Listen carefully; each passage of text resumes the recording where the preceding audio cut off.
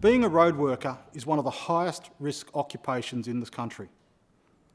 It rivals occupations such as deep sea fishing and mining in terms of the chances of a worker being injured or killed at a worksite.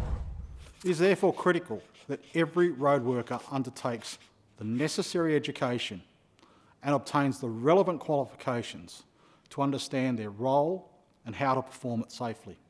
Across Australia, there are defined training courses for everyone working on or near a road.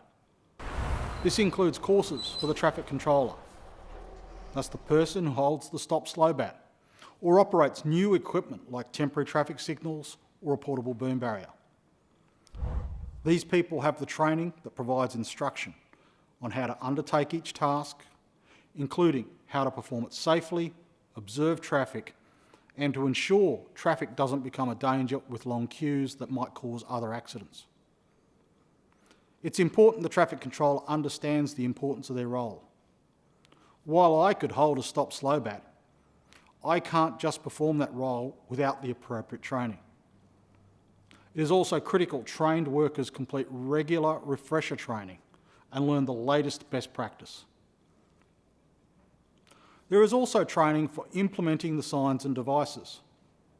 This is known as implementing the traffic guidance scheme. This is the diagram which shows all of the signs and devices. There are ways these devices need to be laid out. That is, they must be assembled and installed in the correct order, both for the safety of workers and for the public. A particularly bad example I once saw was a road worker picking up a line of cones, but walking with their back to traffic as they did so, and opening up the traffic lane behind them. The training covers aspects of implementation, like the safe way to put out a sign, the safe way to look after it, and the safe way to remove it. It's important when you're walking on the road to know and observe the correct procedure. It's also essential you know what is not permitted. In the past, many workers felt that they could simply draw up a little sketch, a mud map if you like, of how the signs and devices should be assembled, or just copy the diagram that they'd used at another worksite. Unfortunately, there are consequences with this approach that increase the risks and dangers to workers and others. Education is one of the most important elements to keeping safe at a roadworks site.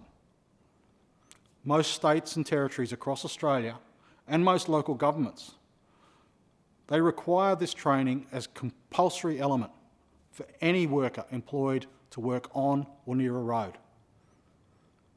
You should undertake the education and look at what other activities are needed to stay up to date with the latest practices for your role.